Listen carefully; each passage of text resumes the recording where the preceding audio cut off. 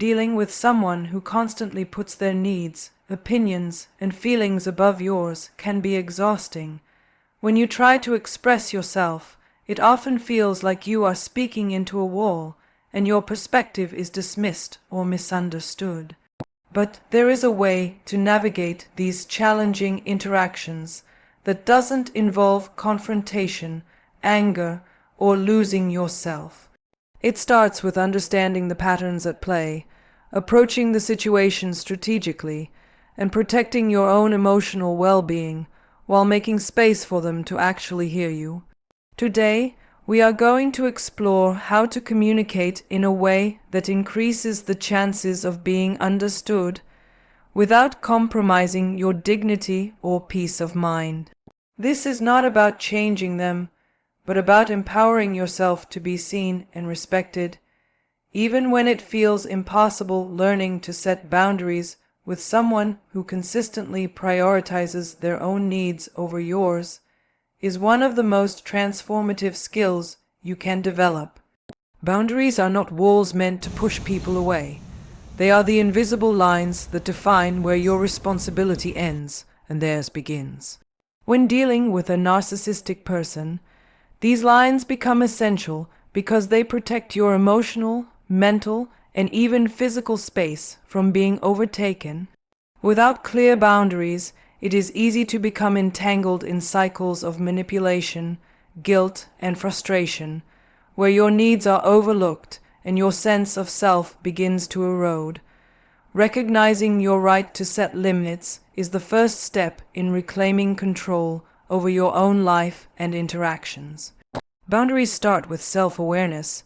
You must understand your own values, triggers, and non-negotiables before communicating them to someone else.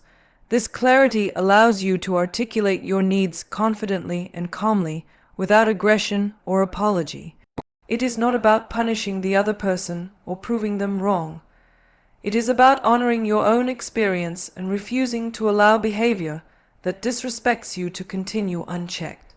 Establishing limits can be as simple as defining what topics you will or will not discuss, how much time you are willing to spend in certain interactions, or what tone of conversation is acceptable to you. Each boundary you enforce reinforces your sense of self, worth, and strengthens your ability to interact from a place of power rather than fear or obligation. Communicating boundaries requires both firmness and consistency.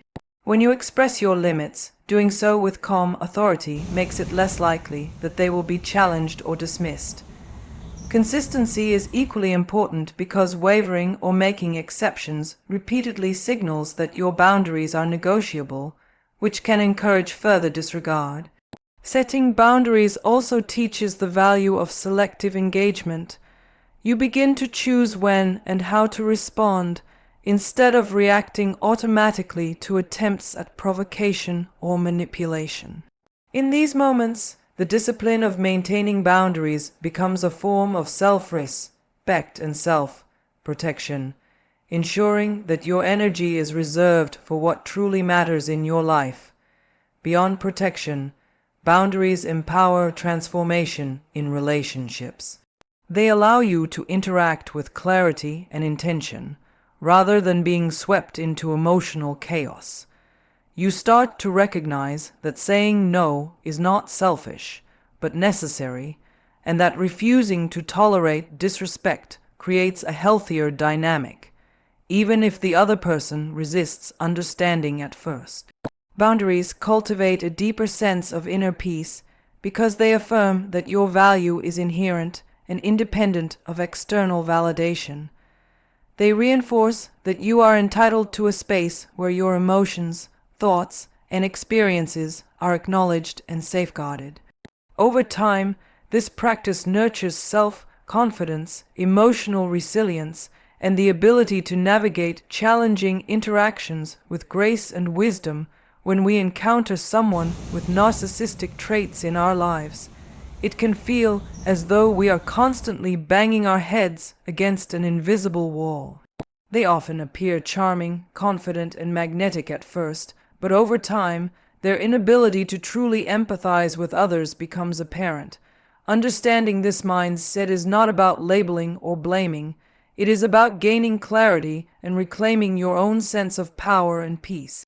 At the core, a narcissist's perception is filtered entirely through their own needs, desires, and insecurities. Their world revolves around maintaining their self-image, controlling outcomes, and protecting their fragile sense of self.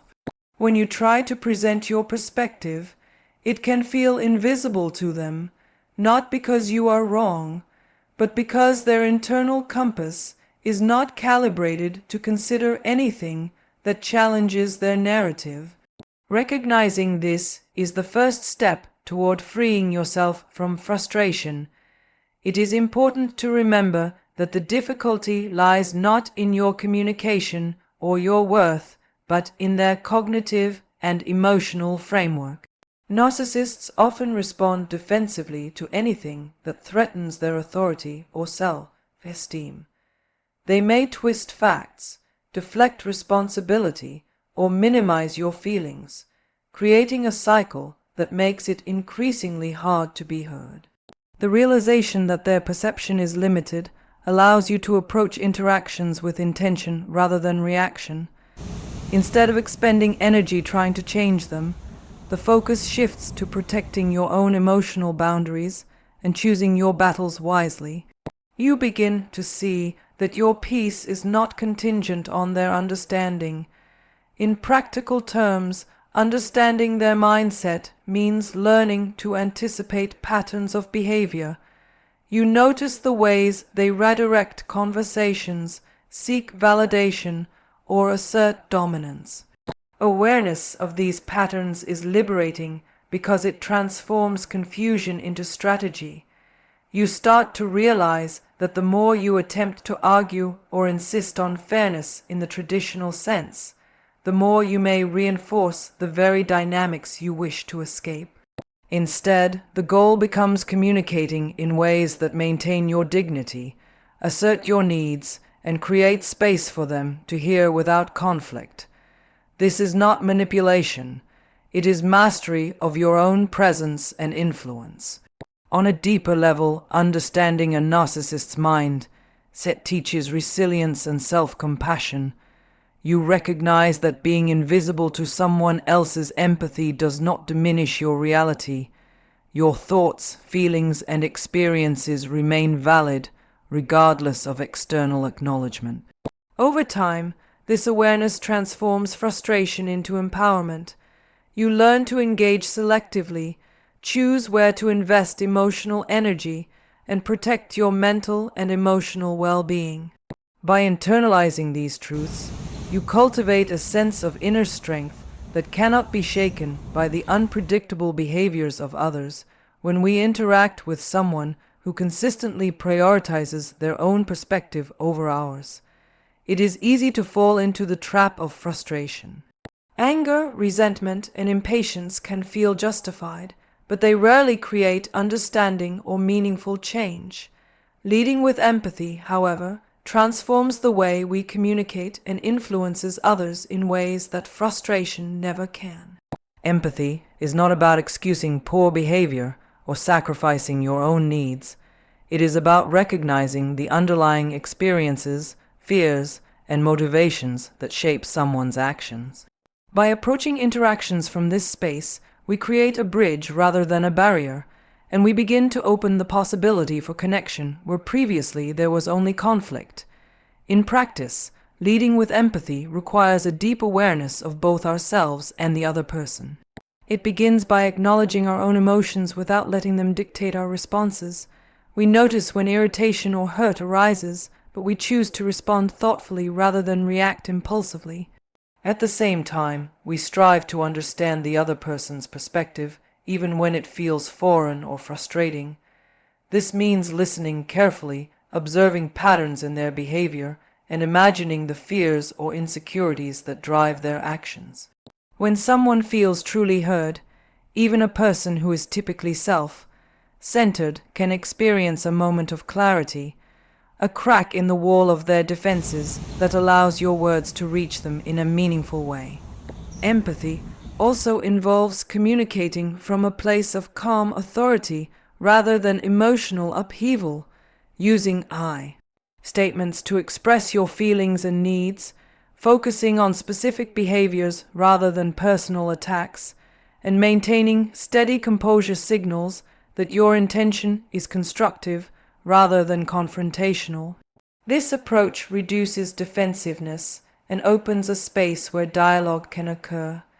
It also reinforces your own sense of integrity, reminding you that you are not controlled by their reactions, but are fully in command of how you show up in the situation. Influence in this sense is less about convincing the other person to change immediately and more about planting seeds of understanding that may grow over time. Over time, leading with empathy nurtures resilience and emotional intelligence.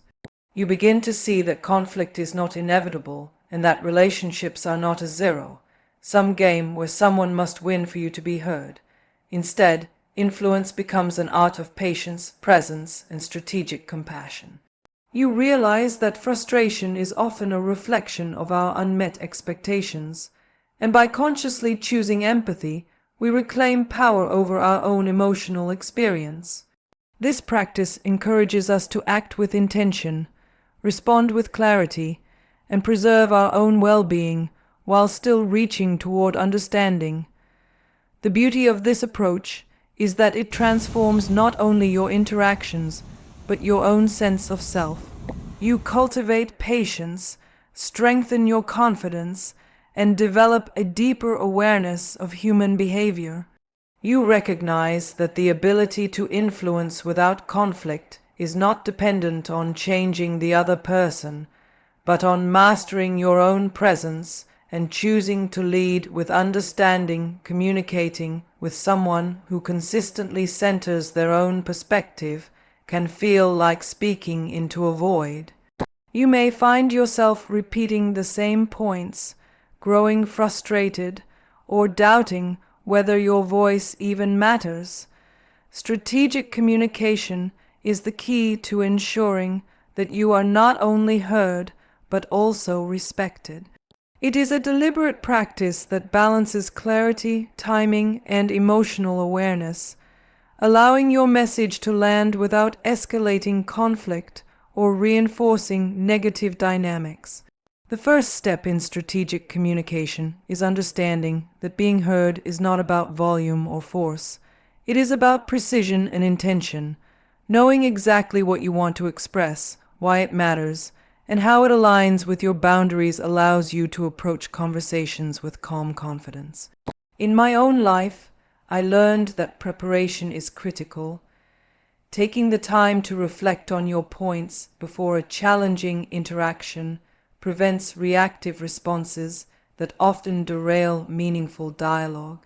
It is helpful to prioritize what truly needs to be communicated versus what might simply be a venting of frustration. By focusing on the essential messages, your communication becomes sharper, more impactful, and less likely to be dismissed. Strategic communication also involves reading the emotional climate, timing your message when the other person is most receptive, framing your words in a way that minimizes defensiveness, and choosing language that conveys respect rather than blame are all vital elements of being truly heard. These techniques do not manipulate, they honor both your voice and the reality of the interaction. Another powerful aspect is the use of clear and assertive language. When you express your needs and feelings directly, calmly, and without apology, you signal that your perspective is valid and worthy of consideration. Avoiding vague statements, passive aggression, or emotional escalation ensures that the focus remains on the content of your message rather than getting lost in emotional reactions. Strategic communication also includes knowing when to pause and listen, creating space for the other person to respond. By actively listening and reflecting their points when appropriate, you demonstrate engagement without compromising your own position. This approach fosters a balance of dialogue that increases the likelihood of being understood and respected. Consistency is another essential component.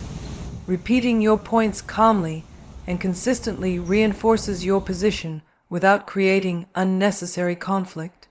Over time, this consistency demonstrates that your voice is not negotiable in matters of importance, cultivating respect even from those who may initially resist acknowledgement. Strategic communication is ultimately a practice of self-empowerment. It shifts the focus from attempting to control or change the other person to controlling how you show up, express yourself, and maintain integrity. Through this process, you learn that being truly heard is less about persuading someone to adopt your perspective and more about presenting your truth in a manner that cannot be ignored. Learning to step back from someone who consistently dismisses your perspective is one of the most profound acts of self-empowerment.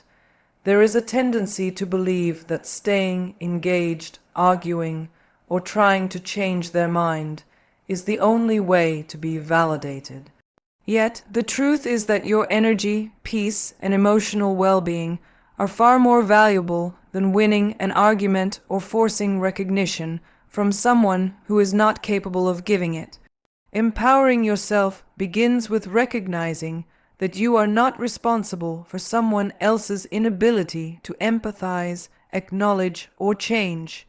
Your responsibility is to yourself, to honor your boundaries, preserve your emotional health, and cultivate environments where your voice is valued.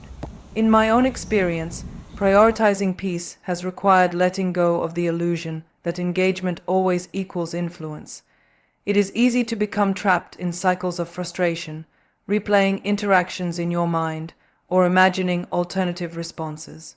By stepping back, you create space for clarity, self-reflection, and emotional reset. This does not mean abandoning integrity or avoiding necessary communication. It means choosing when and how to engage, and sometimes choosing not to engage at all. Recognizing that withdrawing from conflict is not weakness, but wisdom is transformative. It shifts the focus from trying to control external behavior to mastering internal response, cultivating resilience, and maintaining composure in situations that might otherwise erode your peace. Empowering yourself also involves cultivating self-awareness and self-compassion.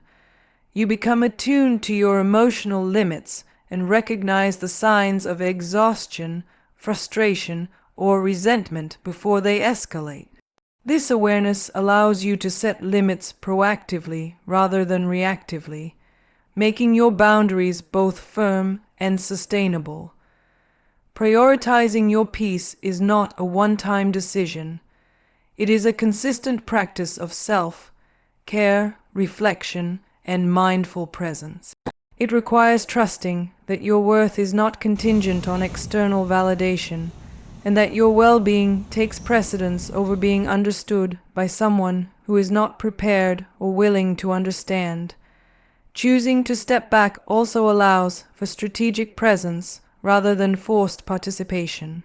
You can observe, reflect, and respond selectively, investing energy where it has the most impact and withdrawing from situations that drain or diminish you.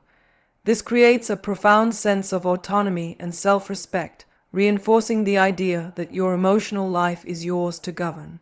Over time, this approach nurtures resilience, clarity, and inner strength. You begin to see that empowerment is less about changing others and more about cultivating mastery over your own reactions, your own boundaries, and your own emotional equilibrium. By consistently choosing your peace over unnecessary conflict, you build a life in which your energy, attention, and presence are aligned with growth, fulfillment, and authentic connection. Even in the presence of those who may never fully see your perspective, at the heart of all these strategies, understanding, boundaries, empathy, strategic communication, and stepping back, is a single powerful truth. Your voice, your feelings, and your peace matter. You cannot control how someone else perceives you or whether they choose to acknowledge your perspective, but you can control how you show up in the world, how you protect your energy, and how you honor yourself. Empowerment comes from this clarity. It comes from refusing to allow frustration, anger, or disappointment to dictate your life, and instead approaching every interaction with intention, calm, and awareness.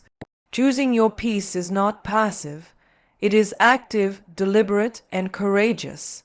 It is a commitment to yourself that your well-being takes priority over being validated by someone who is not capable of offering it. When you practice this consistently, you build resilience, self-respect, and a sense of mastery over your own emotional life. You learn that influence is possible not through confrontation or force, but through presence, strategic choices, and emotional wisdom. And in embracing these practices, you step fully into the life you deserve, a life defined by dignity, clarity, and the unwavering knowledge that your perspective is valid and worthy, even when it goes unseen by others.